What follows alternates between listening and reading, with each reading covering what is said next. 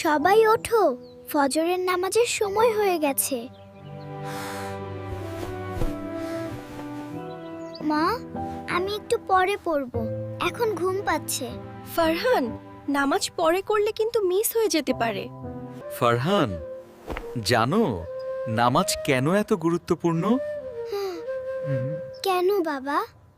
নামাজ হলো আল্লাহর সাথে কথা বলার সময়। তুমি যেমন আমাকে ডাকলে আমি শুনি, আল্লাহ তেমনই শোনেন। ওয়াও! নামাজ পড়লে মনটা একদম হালকা হয়ে যায়। দেখলে, নামাজ আমাদের মন ভালো করে দেয়। চলো আমরা সবাই একসাথে নামাজ পড়ি। আমিও পড়ব।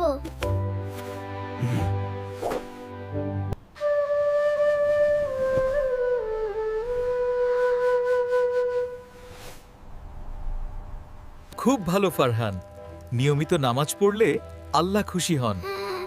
আমি প্রতিদিন নামাজ পড়ব। মাশাআল্লাহ।